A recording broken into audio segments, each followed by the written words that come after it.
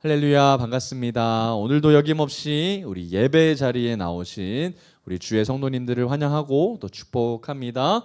오늘 이 시간 가운데에는 골든타임이라는 설교 제목으로 여러분들과 함께 요한복음의 말씀을 좀 나누기를 원합니다. 여러분, 지난주 말씀 잠깐 복습하겠습니다. 여러분, 지난주 말씀의 제목은 뭐였죠? 예수님이 누구이신가 라고 해서 다른 사람들이 물어보는 예수님, 다른 사람들이 흔히 알고 있는 사변적인 그런 예수님에 대한 지식을 물어보는 것이 아니라 다른 사람들의 이야기가 아닌 너는 나를 누구라 하느냐에 대한 이야기였죠. 마치 베드로에게 물어보셨던 예수님의 질문과도 같았습니다. 그러니까 많은 사람들이 예수 그리스도에 대해서 알고 있었던 것 같습니다. 그 사람들이 알고 있었던 정보들을 좀 조합해 보면 예수는 나사렛에서 태어났고요. 그리고 그의 아버지, 어머니 요셉과 마리아에 대해서도 알고 있었고, 또 예수 그리스도가 목수인 사실도 알고 있었고요. 또 예수가 어떠한 사람들을 제자로 데리고 다니고 있는지도 알고 있었습니다. 그런데 그러한 여러 가지 정보들을 알고 있는 것만으로는 예수 그리스도에 대해서 안다고 하기에는 굉장히 어려웠습니다. 왜 그랬죠? 예수 그리스도는 단순히 우리 눈에 보이는 그런 가족, 형제나 그리고 그분들의 일하는 것을 통해서만 우리가 예수 그리스도를 아시는 것이 아니라 그분의 말씀을 통해서 우리가 예수 그리스도를 알아가게 되기 때문이라는 거예요. 그러니까 예수 그리스도께서 나사렛에서 태어났다는 사실보다 더 중요한 것은 이 땅 가운데서 예수 그리스도가 무엇이라고 말씀하시는가가 있다라는 겁니다. 그런데 대부분의 많은 사람들이 예수 그리스도의 말씀은 이해하지 못하고 단순히 그가 어떤 출신인지 그리고 어떠한 행적을 보이고 있는가에 따라서 예수 그리스도를 대단히 오해하고 있었다는 것이지요. 지난주 말씀의 내용을 좀 우리가 돌이켜보면 장막절 때 많은 사람들이 이제 예루살렘 성전으로 가게 됩니다. 그런데 그날에도 예수의 가족들은 장막절에 예루살렘 성전에 올라가야 합니다. 그런데 예수님은 올라가셨어요? 안 올라가셨어요? 처음에는 올라가지 않으셨습니다만 나머지 가족들을 다 올려 보내시고 난 다음에 장막절 중간쯤에 따로 홀로 가셨던 것을 여러분들이 기억하실 겁니다. 왜 그렇게 혼자 가셨죠? 많은 사람들이 보고 있는 위험한 상황이기 때문이었습니다. 본격적으로 예수님이 죽으실 위기에 처해 있기 때문에 그래서 은밀하게 예수님이 올라가셨는데 그 위험한 상황 가운데에도 불구하고 예수님은 성전에서 뭐 하셨습니까? 가르치셨죠. 여러분, 가르치시는 게 왜 그렇게 중요할까요? 여러분, 예수님이 이 땅 가운데 오셔서 그냥 기적만 행하시고 가시면 되는 거 아닐까요? 그런데 믿음은 표적 가운데서 일어나는 것이 아니라 어디에서 오는 걸까요? 말씀에서 오는 거예요. 여러분, 우리가 예수 그리스도께서 행하신 그 말씀을 듣고 깨달아 알면서 그때부터 믿음이 자라기 시작하는 거죠. 그래서 예수 그리스도께서는 목숨을 거시면서까지 뭐 하셨다는 거예요? 성전에서 가르치셨다는 거예요. 그분은 이 땅 가운데 오셔서 가르치기를 쉬지 않으셨다는 거예요. 그래서 동생들이 예루살렘 성전에 가서 뭐 하라고 했습니까? 많은 사람들이 오병이어 기적 가운데 떠나갔으니까 뭐 하라는 거예요? 기적을 한 번 더 보여주면서 다시 떠났던 제자들을, 잃어버렸던 당신의 인기를 모으라고 얘기했지만 예수님은 예루살렘 성전에서 그 많은 사람에서 보이지 않았고, 기적을 보이지 않았고 뭐 하셨어요? 그냥 말씀하셨다는 거예요. 기적보다 더 중요한 건 예수 그리스도의 말씀이었다는 것이죠. 그 가운데서도 불구하고 또 대제사장들이나 바리새인과 서기관들이 또 뭔가 마음에 어려움이 왔던 것 같아요. 왜냐하면 예수 그리스도는 내가 알기로는 분명히 작고 연약한 베들레헴 땅 나사렛이라는 시골 땅에서 태어난 사람인데 그가 말하는 이야기를 가만히 들어보면 분명히 이 사람은 배운 사람이거든요. 그런데 그의 지식을 누군가의 제자라고 얘기하지 않습니다. 그리고 그 지식을 누구로부터 왔다라고 얘기합니까? 하나님 아버지에게로부터 그 지식이 내려왔다라고 얘기한단 말이죠. 그러니까 그 이야기를 들었던 많은 사람들이 이제 분노해하기 시작합니다. 그러면서 예수님은 가르침을 포기하지 아니하시고 계속해서 말씀으로 얘기하시는데 그때 한 사건을 언급하시는 게 있어요. 그게 뭐 어떤 사건이었습니까? 요한복음 5장에 나왔던 38년 된 병자 이야기였어요. 베데스다 연못에서 예수 그리스도께서 안식일임에도 불구하고 그 자를 일으키셨던 것을 여러분들이 기억하실 겁니다. 그런데 그때가 어떤 날이었다고요? 안식일이었다는 거예요. 그래서 제사장들이나 바리새인과 같은 사람들이 안식일 때 그가 움직이는 것을 보고 문제 삼았지 않습니까? 그래서 예수님은 그 사건을 딱 꼬집고 얘기하시면서 뭐라 그래요? 할례법과 언약법을 충돌하는 것에 대해서 이제 논리적으로 설명하시는 장면을 우리가 좀 보게 되었습니다. 할례법에 따르면 태어난 지 8일 만에 아이는 반드시 할례를 행했어야 했습니다. 그런데 이 할례법은 언제부터 있었던 거죠? 모세보다 훨씬 더 이전인 아브라함 때부터 있었으니까 모세법보다 훨씬 더 상위의 법이라고 생각할 수 있겠죠. 그래서 이 8일 만에 이제 할례를 행해야 되는데 딱 그날이 어떤 때일 가능성이 있는 거예요? 안식일과 겹치는 날이 있다는 거예요. 그래서 이때는 할례를 행해야 되는 것인가 아니면 안식일이 때문에 아무것도 안 해야 되는 것인가를 고민하고 있었을 때 유대인들은 어떤 걸 선택했다는 거예요? 더 상위의 법인 할례법을 따라서 안식일임에도 불구하고 8일째 할례를 행하지 않았느냐라고 예수님이 따지는 장면을 볼 수 있습니다. 그러니까 사실은 안식일을 범한 것은 예수 그리스도가 아니라 훨씬 더 그 이전에 누가 안식일을 범했어요? 그들의 조상들이 오랫동안 할례법과 충돌하면서 안식일을 어겼던 것을 여러분들이 기억하실 겁니다. 그러면서 예수님이 그러니까 내가 안식일 때 사람을 치유한 일을 가지고 너희들이 나를 뭐라 하느냐라고 예수님이 딱 멋지게 논리적으로 그들의 논리를 박살내 놓는 것을 볼 수 있습니다. 그리고 예수님이 마지막에 뭐라고 언급하셨습니까? 24절을 보면 외모로 보고 판단하지 말고 어떻게 판단하래요? 공의롭게 판단해라라고 예수님이 딱 한마디 하시고 이제 지난주 말씀이 이제 끝이 났습니다. 자, 그리고 나서 여러분 오늘 말씀 요한복음 이제 7장 25절에서 36절까지 가게 될 텐데요. 여러분 요한복음 7장 25절에 여러분 소제목이 여러분 적혀 있는 것을 여러분 성경책을 보면 확인하실 수 있습니다. 뭐라고 적혀 있죠? 맞습니다. 예수를 잡고자 하나라고 하는 이야기가 소제목으로 명확하게 나와 있습니다. 그러면 우리가 대충 예상할 수 있습니다. 많은 사람들이 예수님을 잡으려고 합니다. 잡으려고 하는 것은 어떤 목적이 있다는 거예요? 죽이고 싶은 거죠. 죽이려고 예수님을 잡으려고 하지만 그 끝내 죽인다 못 죽인다? 아직은 못 죽인다. 그들의 계획은 실패로 돌아가게 될 겁니다. 그래서 오늘 이 말씀 가운데 어떠한 일들이 있고 또 예수 그리스도께서 어떠한 마음으로 우리들에게 이 말씀을 주셨는지를 우리가 잘 묵상하면서 오늘 말씀을 차근차근 좀 들어가 보도록 하겠습니다. 오늘 말씀 25절 한번 같이 읽어보도록 하겠습니다. 시작. 예루살렘 사람 중에서 어떤 사람이 말하되 이는 그들이 죽이고자 하는 그 사람이 아니냐. 여러분들이 지금 이 말씀을 읽을 때는 요한복음 7장 전체에 대한 분위기를 가지고 오셔야 합니다. 여러분들이 지금 머릿속에 있는 요한복음 7장은 어떤 배경이에요? 지금 정말 많은 사람들이 이 초막절 가운데에 예루살렘 성전에 밀집해 있는 상황이고요. 그 가운데서도 불구하고 제사장이나 바리새인들 같은 경우에는 예수님이 어디에 있나 계속해서 끊임없이 보고 있는 상황이고 또 그 가운데 예수의 가족들도 한켠에 있습니다. 그 가운데서 예수님은 많은 사람들에게 뭐하고 있으셔요? 말씀으로 가르치고 계신다라는 것을 여러분들이 상황적으로 인식하고 계시면 되겠습니다. 그러니까 여러분 여전히 지금 예수님은 이때 붙잡히셔서 죽을 수 있는 위기에 있어요 없어요? 있는 거예요. 충분히 지금 예수님이 붙잡히셔서 죽으실 수 있는 상황이라는 겁니다. 그런데 25절 우리가 한번 읽어보니까 이 말은 예수 그리스도의 입장에서 보면 위기예요? 아니 위기예요? 위기죠. 엄청난 위기입니다. 왜 그러냐면 예수님이 지금 가르치시고 계실 때에 어떤 한 사람이 톡 튀어나와요. 그 사람이 누굽니까? 정체가 나옵니다. 어떤 사람이라고 설명하고 있어요? 예루살렘 동그라미. 여러분 예루살렘에 나왔었던 이유가 뭘까요? 이 사람이? 절기 때문이죠. 이 절기가 어떤 절기입니까?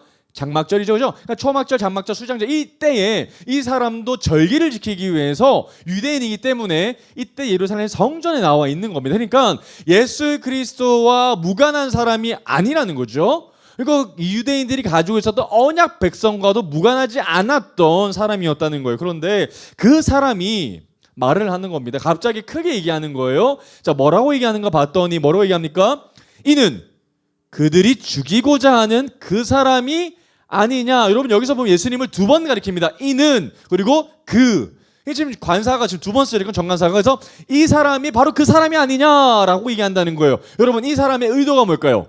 바로 여러분들이 참으로 찾고 싶었던 한 사람 그리고 우리가 알고 있는 바대로 제사장이나 또 바리새인이나 사두개인들이 그렇게 죽이고 싶었던 공개 수배범이 바로 이 사람 아닙니까? 라고 지금 어떻게 얘기하는 거예요? 아주 크게 공개적으로 얘기하고 있는 거예요. 그러면 예수님의 입장으로 생각해 보면 어떻습니까? 이게 위험한 일이죠. 그러니까 괜히 구태여 얘기한 거죠. 그러니까 꼭 이런 무리들이 있습니다. 얘기를 안 해도 되는데 그냥 눈치껏 들으면 되는데 굳이 이거를 제사장에게 들으라고 크게 얘기하는 사람이 있기 마련이죠. 그러니까 25절에 그런 한 사람이 아주 이제 등장을 하고 있는 것을 좀 이제 보게 됩니다. 그러면서 여러분 26절 한번 보겠습니다. 뭐라고 얘기하는가 봤더니요. 자, 보라. 드러나게 말하되, 여러분 드러나게 말했다는 게 어떤 의미겠어요? 공적으로 얘기했다는 거죠. 그러니까 수군거렸다, 자기들 무리 정도 안에서만 얘기했다는 게 아니라요, 예루살렘 성전이 있는 모든 사람들이 모두가 함께 들을 수 있을 정도의 굉장히 공적으로 크게 얘기했다는 거예요. 보라, 드러나게 말하되 그들이 아무 말도 아니하는다. 왜 여러분 거기에 있었던 많은 사람들이 아무 말도 하지 않았을까요? 암묵적으로 동의했습니다. 어떤 사실에 동의했어요? 그렇게 제사장들이 죽이고 싶었던 바로 그자 예수라는 사람이라는 것은 의심치 않은 거예요. 모두가 예수라는 사실에는 동의하고 있다는 겁니다. 자, 그러면서 아무도 반응하지 않습니다. 그들이 아무 말도 아니합니다. 그러니까 아니야, 비슷하게 생겼는데 아니야 라고 얘기하는 사람도 없고 얼쏘이다 라고 얘기하는 사람도 없다라는 겁니다. 그런데 이 사람이요, 한마디를 더 하죠. 자, 뭐라고 얘기합니까? 밑줄 그어볼까요? 당국자들은, 여러분 여기서 당국자들이 누굴까요? 바로 예루살렘 관계인들입니다. 제사장, 사두개인, 바리새인들, 이런 사람들이 예수님을 죽이려고 하는 무리들이 바로 여기 관련되어 있는 당국자들입니다. 그러면서 이 사람이요, 이렇게 얘기합니다. 당국자들은 이 사람을 참으로 그리스도인 줄 알았는가? 라고 얘기를 합니다. 여러분 이게 어감이 좀 어떠세요? 여러분 이 사람이 예수님 편인가요? 그렇지 않습니다. 저는 이렇게 표현하고 싶어요. 아주 지능적인 안티라고 생각합니다. 여러분 이 상황이 어떤 상황입니까? 여러분 지금 제사장과 바리새인들도 지금 사람들이 무리가 좀 소란이 일어나고 있기 때문에 좀 주목하고 있었을 때고요. 예수님은 지금 가르치다가 잠깐 멈칫하신 상태고요. 그리고 이 한 사람의 얘기를 말미암아 많은 사람들이 예수 그리스도에게 이목이 집중된 상황입니다. 그런데 그 상황 가운데 이 사람이 소리 내서 얘기하는 거죠. 이 사람이 바로 우리가 찾던, 그렇게 죽이려고 했던 그 사람이 아니냐. 그런데 우리가 보아하니 당국자들이, 그런 관계자들이 정말 이 사람을 그리스도라고 생각을 해서 죽이려고 하느냐라고 얘기한다면 자기의 속마음은 뭘까요? 내가 보니 이 사람은 뭐가 아니다? 그리스도가 아닌데, 이 말이에요. 그러니까 왜 죽이냐 이겁니다. 여러분 예수 그리스도 죽일 필요 있다 없다? 없다는 겁니다. 그런데 그 이유가 사실은 처절하죠. 안타깝죠. 왜 죽이지 않는 겁니까? 내가 생각할 때는 이 사람이 예수 그리스도가 아니기 때문이죠. 그럼 이건 예수 그리스도께 굉장히 무례한 거죠. 사람들에게 집중시키는 것도 굉장히 무례했지만 그의 행위는 더더욱 예수 그리스도 입장에서 보면 무례하기 때문이라는 겁니다. 그러니까 정말 일반 사람들도, 우리 평범한 유대인들도 예수 그리스도가 아니라 평범한 청년인 것을 다 아는데 뭐가 무서워서 제사장들은 그렇게 저 사람을 죽이려고 하느냐, 내가 보니 이 사람 별걸 없다, 아무것도 아니다 라고 얘기하고 있다는 겁니다. 그런데 27절 한번 보겠습니다. 자, 그러나 우리는 이 사람이 어디서 왔는지 안다. 그리스도께서 오실 때에는 어디서 오는지 아는 자가 없으리라. 이렇게 판단합니다. 여러분, 그러니까 27절을 보면 이 사람이 왜 그런 결론을 냈는지에 대한 이유와 근거를 제시합니다. 그게 뭡니까? 야, 만약에 예수라는 저 청년이 정말 유대인들이 생각하는 제사장이라면 그 사람이 어디서부터 왔는지 태생에 대한 출처를 우리가 알아야 된다, 몰라야 된다? 몰라야 된다라고 생각하는 거예요. 그런데 여러분 이거 옳은 말이에요, 틀린 말이에요? 틀린 말입니다. 왜냐하면 여러분 이때까지 구약에 보았던 우리 많은 예언서들을 보면 예수 그리스도께서 오신다는 예언이 있어요, 없어요? 엄청 많죠. 그러니까 이 사람은 예수 그리스도에 대한 이야기들을 모를 뿐더러 구약의 율법에 대해서도 잘 알지 못하는 사람입니다. 분명히 동방 박사들이 헤로다에게 왔을 때에 제사장들은 알고 있었습니다. 베들레헴에 예수 그리스도께서 나신다는 이야기를요. 미가서 5장 2절 말씀을 명확히 알고 있었거든요. 그런데 이 유대인은 안다 모른다 모르기 때문에 지금 이런 헛소리를 하고 있다는 겁니다. 그에게는 미가서 5장 2절이 전혀 영향력이 없는 사람이라는 겁니다. 그러니까 자기가 잘못 알고 있는 지식 때문에, 왜곡된 사실 때문에 예수 그리스도가 내 앞에 있지만 예수 그리스도를 믿습니까, 못 믿습니까? 전혀 못 믿고 있고 안 믿고 있다는 겁니다. 그 이유가 뭐라고요? 예수님에 대한 잘못된 지식이죠. 나는 예수 그리스도에 대해서 안다고 착각합니다. 그런데 예수님을 못 알아보게 만드는 상황이라는 겁니다. 이 사람 말에 따르면 진짜 메시아가 이 땅 가운데 오실 때는 어떻게 와야 되는 거예요? 아무도 모르게, 어떠한 예언도 없이 그냥 툭 하고 튀어나와야 한다는 겁니다. 그럼 여러분 우리가 어떻게 알아보겠습니까? 못 알아보죠. 그런데 예수 그리스도는 오직 하나님께서 보내시고 그리고 구약의 많은 부분에서 예언하신 대로 하나님의 보내심을 받고 오신 분이시기 때문에 이 사람의 왜곡된 지식으로 말미암아 알아차릴 수 없게 되죠. 여러분, 이와 같은 사람들의 모습은 많은 부분에서 오늘날의 모습과도 굉장히 비슷합니다. 왜냐하면 여러분, 세상에 있는 예수 그리스도를 알지 못하는 사람들은 예수 그리스도에 대해서 정보가 별로 정확하지 않습니다. 그래서 예수 그리스도에서 잘 알지 못하다 보니까 왜곡된 인식으로 말미암아 왜곡된 이미지가 형성이 됩니다. 그죠? 그래서 대부분 많은 부분에서 기독교에 대해서 잘못된 오해를 가지고 예수 그리스도를 배척해하는 모습도 굉장히 많이 보이고 있죠. 그러나 그런 모습들은 사실 이 사람뿐만 아니라 다른 모습들에서도, 다른 장면에서도 많이 보이고 있습니다. 마가복음을 한번 찾아가 보겠습니다. 마가복음 6장 3절입니다. 그러니까 당시에 제사장과 바리새인들은 미가서 5장 2절 말씀을 토대로 메시아가 그곳에서 태어난다는 사실을 알고 있었습니다. 그런데 안타깝게도 많은 사람들이, 제사장이 아닌 많은 사람들은 미가서 5장 2절에 대한 말씀을 풀어주지를 못해서 예수 그리스도에 대해서 오셨음에도 불구하고 알아채지 못하는 장면이 나오거든요. 한번 보겠습니다. 마가복음 6장 3절입니다. 자, 뭐라고 나오는지 봤더니, 자, 이 사람이 마리아의 아들 목수가 아니냐, 예수 그리스도에 대한 지칭이죠. 그러면서 야고보와 요셉과 유다와 시몬의 형제가 아니냐, 그 누이들이 우리와 함께 여기 있지 아니하냐 하고, 그래서 예수를 뭐 합니까? 배척한다는 거예요. 그러니까 여러분, 지금 예수 그리스도께서 나사렛에서 태어났고, 그리고 그의 아버지 어머니가 우리를 다 알고 있는 사람이고, 그리고 그 형제들도 다 알고, 그의 누이들은 심지어 내 옆에 있는데, 그래서 내가 예수를 안 믿겠어라고 얘기한다면 나는 예수 그리스도에서 잘못된 지식으로 가득 차 있는 사람이죠. 그러면서 나는 예수에 대해서 뭐 한다고 생각해요? 알고 있다고 생각합니다. 왜 이런 일이 벌어졌을까요? 여러분, 말씀을 풀어주는 사람이 누굽니까? 제사장입니다.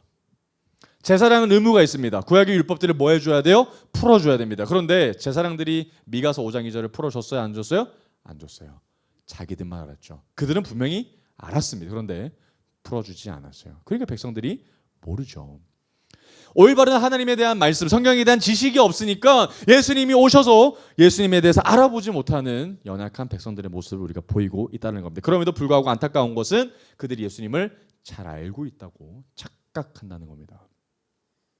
그러니까 26절에 보면 다시 돌아와서 이런 소리 하는 겁니다. 보라, 드러나게 말하되 그들이 아무 말도 아니하노도다. 당국자들은 이 사람을 참으로 그리스도인 줄 알았는가? 예수님이 듣고 계셨다면 얼마나 황당하셨겠습니까? 그리고 이 사람이 나중에 이 일을 뒤를 돌아본다면 얼마나 수치스러운 장면이겠어요, 그죠? 자, 그러면서 여러분 28절 한번 보겠습니다. 예수님이 이제 좀 대답하시는 장면인데요. 자, 예수께서 성전에서 가르치시며 외쳐 이르시되, 자, 성전에서 가르치다 동그라미. 여러분, 저는 계속해서 성경을 읽을 때마다 저와 예수님을 대조시킵니다. 왜냐하면 저는 철저히 연약하고 피조물이고요. 하나님은, 예수님은 신이시기 때문이거든요. 이번에도 마찬가지로 예수님에 대한 이미지를 좀 대입해 보시면 여러분들 같으면 이 상황 가운데 어떻게 행하셨을 것 같습니까? 굉장히 위기이거든요. 여러분들이 만약에 이 상황이었다면 어떻게 반응하셨겠습니까? 저는 상상을 해봅니다.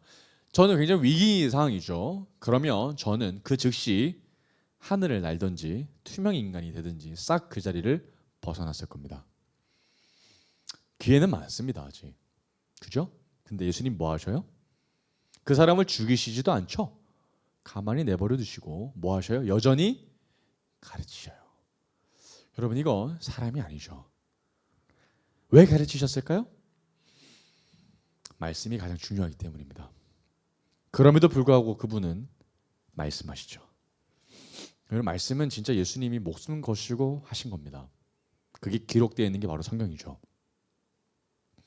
예수께서 성전에서 가르치시며 외쳐 이르시되, 그래서 목숨 걸고 무슨 말을 하시는가 보십시오. 너희가 나를 알고 내가 어디서 온 것도 알거니와 내가 스스로 온 것이 아니니라. 나를 보내신 이는 참되시니 너희는 그를 알지 못하나 나는 아노니 이는 내가 그에게서 났고 그가 나를 보내셨음이라 하시니. 여러분, 예수님이 이 말씀은 어떤 말씀이신 것 같아요? 자, 얘들아, 너희들은 나를 안다. 내가 누구의 아들이고 내 엄마가 누구고 내 형제들이 누구고 내 누이들이 누구고 내가 어디서 태어났고 그리고 내 직업이 무엇인지 알고 있다. 그러나 정작 내가 누구로부터 왔는지는 너희들은 모른다 얘기하시는 거예요.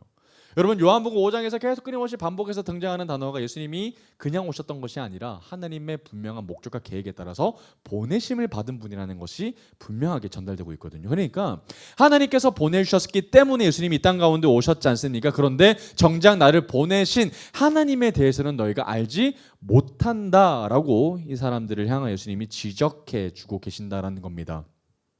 그러면 여러분, 하나님께서 예수님을 보내셨다면 예수님에 대해서 알기 원하면 누구에 대한 지식이 더 선행해야 될까요? 하나님에 대해서 더 잘 알아야 합니다. 그러니까 여러분, 하나님에 대해서 잘 알기 위해서 이제 말씀을 보는 겁니다. 말씀을 보고 또 하나님 예수님께서 하셨던 말씀들을 대조해 보면 그 말씀이 맞아요, 안 맞아요? 맞다라는 것을 발견하게 될 수밖에 없죠. 그런데 이 말을 전해 들었던 당시에 있었던 많은 사람들은 이 이야기를 듣고 그러면 되겠구나. 이 사람이 진짜 하나님의 아들이신가 우리가 판단하기 위해서는 하나님에 대해서 우리가 더 잘 알면 되겠구나라고 판단하면 좋을 텐데 그렇게 반응하지 않았다는 거예요. 이게 무슨 소리야? 우리가 하나님에 대해서 어떻게 모른다고 할 수 있어? 우리는 하나님 잘 알아. 우리는 유대인이야 라고 반응했겠지 않습니까? 그러니 여러분, 이 이야기를 들었던 많은 유대인들이 예수님의 이 단어를 보고 어떻게 판단했겠습니까? 이 사람은 하나님의 이름을 먹칠하는 자다. 그래서 뭐라고 판단하는 거예요? 판단하는 거? 신성 모독이라는 죄를 뒤집어 씌워서 예수님을 고발하지 않습니까? 그래서 십자가에 매달리게 하지 않습니까?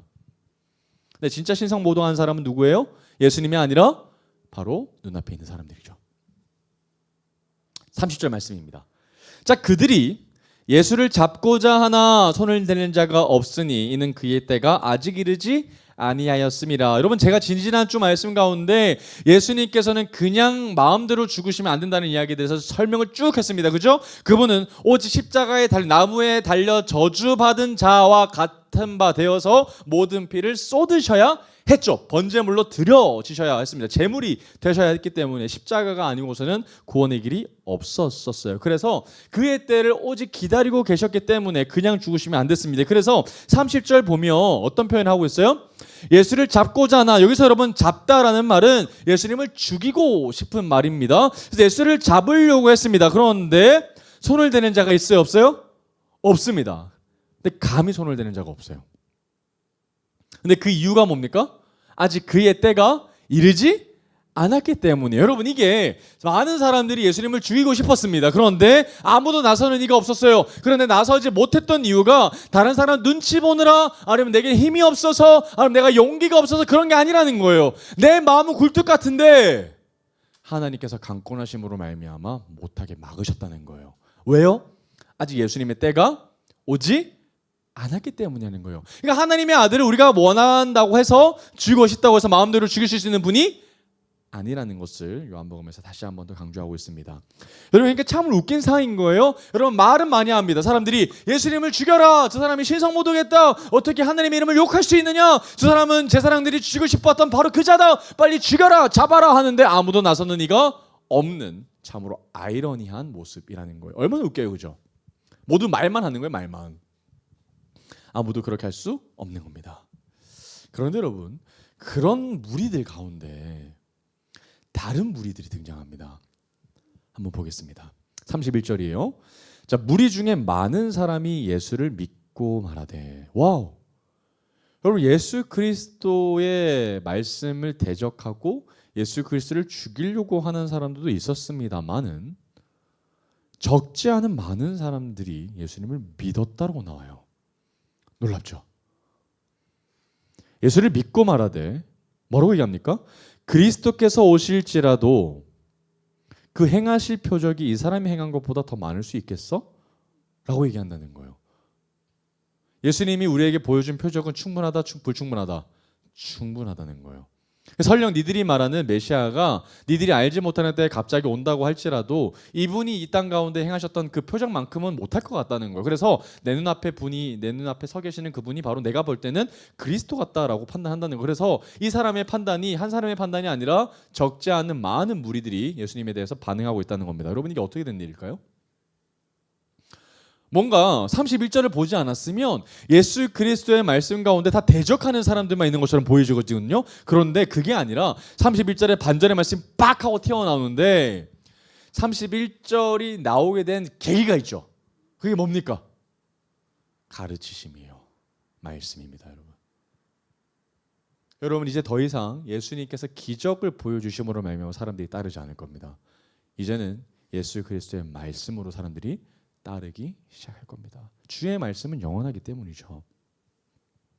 그래서 예수님은 이 사람들에게 돌아올 한 사람을 바라보시면서 뭐 하신 걸까요? 그 사람을 보면서 말씀하셨던 거예요. 그 사람이 돌아오게끔.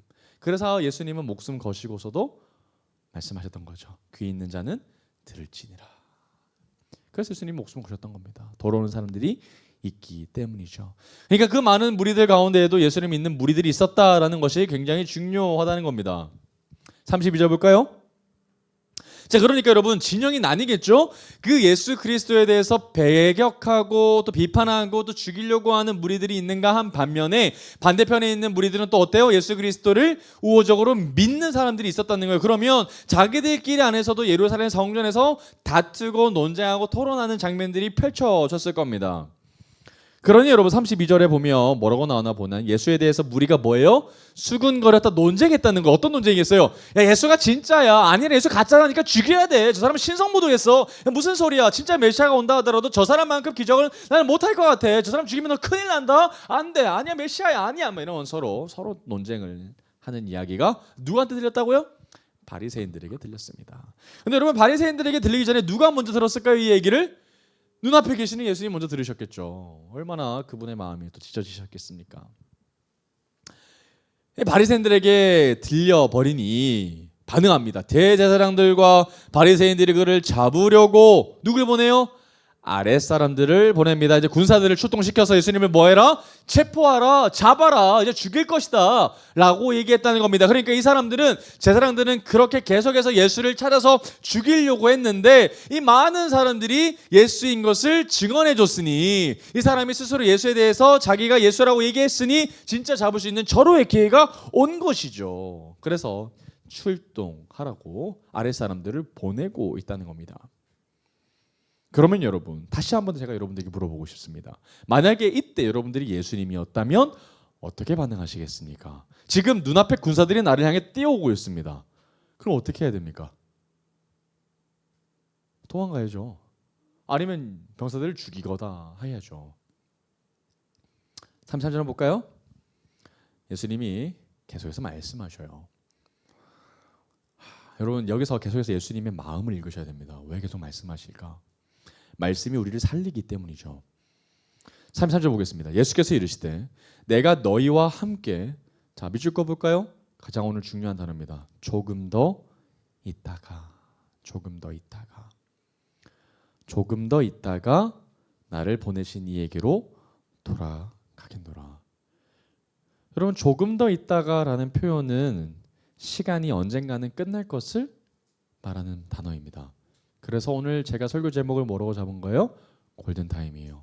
골든타임이라고 하는 말은 가장 중요한 때가 있다는 거고요. 골든타임 지나면 돌이킬 수 없다라는 의미를 가지고 있기 때문이죠.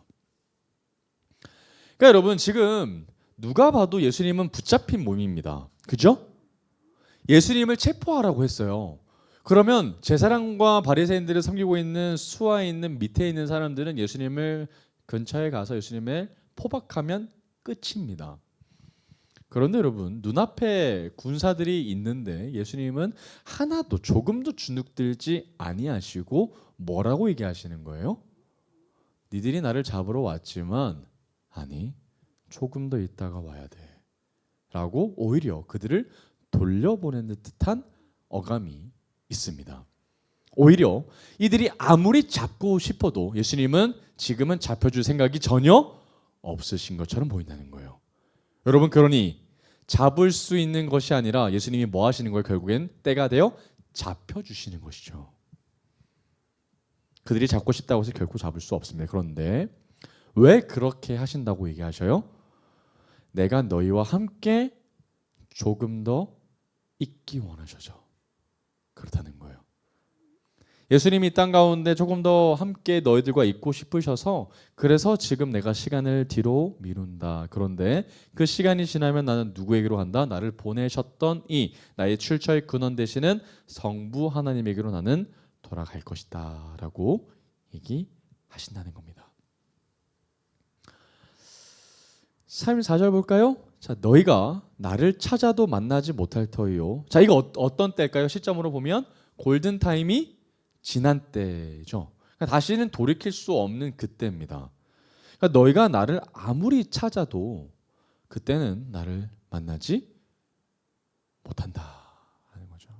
그리고 너희들이 심지어 내가 있는 곳을 발견해서 오고 싶다고 해서 온다고 하더라도 절대로 못 온다라고 예수님이 단호하게 선을 그으시는 것처럼 보이는 말씀을 하고 계셔요. 여러분, 이 말씀이 지금은 우리가 이해가 됩니다. 이 말씀이 어떤 말씀인지요. 그런데 당시에 이 말씀을 들었던 유대인들은 이 말씀을 도저히 납득하기 어려웠던 것 같아요. 35절 36절 볼까? 오늘 끝 말씀인데요. 오늘 말씀 한번 보겠습니다.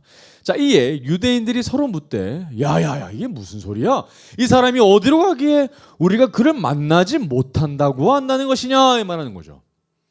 헬라인 중에 흩어져 사는 자들에게로 가서 헬라인이 가르칠 터인가? 이게 무슨 말입니까? 아, 이제 이스라엘을 떠나서 사람들이 알아보지 못하는 새로운 땅, 헬라인들, 당시에 소크라테스나 이런 아리스토텔레스 지식으로 많이 가득 차 있는 그곳에 가서 새로운 가르침을 해서 새로운 제자들을 찾을 것인가? 이런 말을 하고 있다는 거예요. 그래서 이 사람이 하는 이야기가 더 이상 당신이 우리에게는 못 올 것이다 이런 얘기하는 것인가? 라는 이야기하고 있다는 거예요.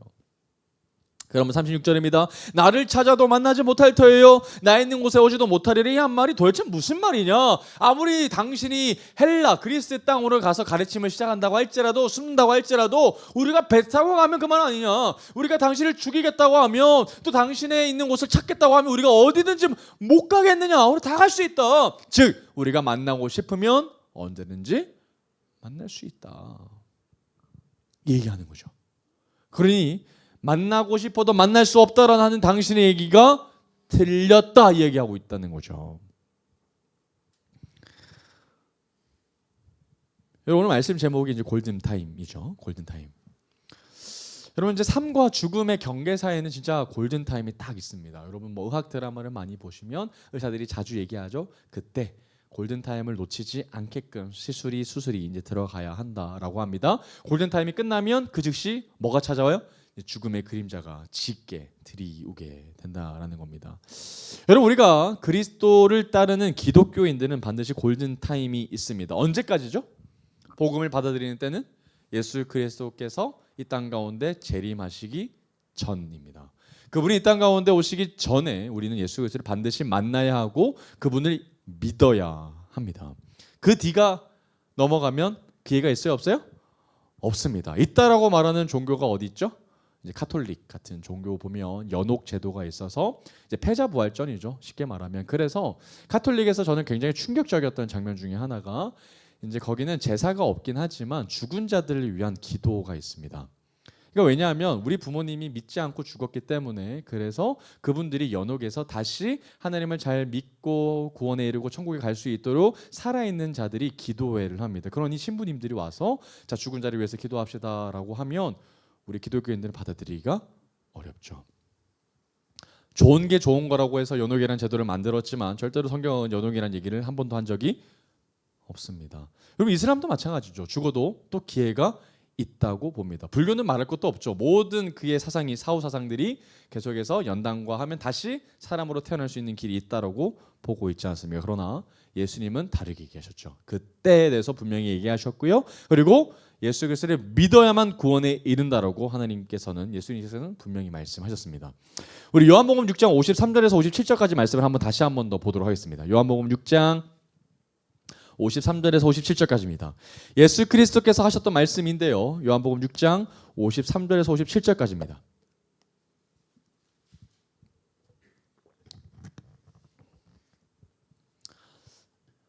예수께서 이르시되 내가 진실로 진실로 너에게 이르노니 인자의 살을 먹지 아니하고 인자의 피를 마시지 아니하면 너희 속에 생명이 없느니라.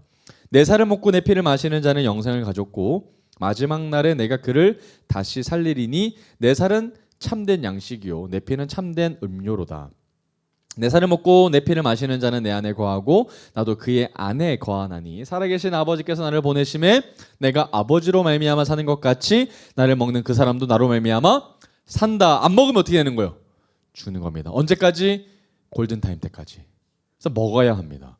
그래서 그 일을 위해서 예수 그리스도는 이 땅 가운데 보내심을 받고 이 땅 가운데 오셨다라는 겁니다. 그런데 여러분, 그러면 예수님이 이 땅 가운데 오셔서 주님이 선택하신 그 택자들을 향하여서 예수님은 어떤 마음이 있으신 거예요? 하루빨리 예수 그리스도를 믿고 구원에 이르게 될 수 있도록 예수님은 불타는 마음이 있으시겠죠. 얼마나 애타시겠어요. 그러니까 여러분, 날마다 예수님은 우리의 마음의 문을 여시고 우리 함께 더불어 떡과 피를 마시게끔 하고 싶으신데 우리의 마음의 문을 열지 않으면 애타시는 분은 누구십니까? 예수 그리스도시라는 겁니다. 그래서 요한계시록 3장 20절에 보면 어떤 말이 나와요? 볼지어다 내가 문 밖에 서서 두드린다. 그래서 누구든지 마음의 문을 활짝 열면 예수님이 찾아가서 뭐 하시겠다는 거예요? 더불어 그와 먹고 마신다. 여러분, 이게 예수님이 우리를 향한 계속 기다림이시죠. 그런데 계속 기다리시지 않습니다. 때가 있죠. 예수님이 다시 오실 때는 기다림이 없고 더 이상 내 마음의 문에 두드리는 자가 아무도 없죠. 그래서 계속해서 예수님이 우리를 향하여서 두드리고 계시는 그때에 우리는 문을 열고 하나님과 함께 더불어 먹고 마셔야 한다라는 겁니다. 여러분, 오늘 말씀 우리가 읽어봤던 것처럼 그 때가 명확합니다. 때가 있습니다.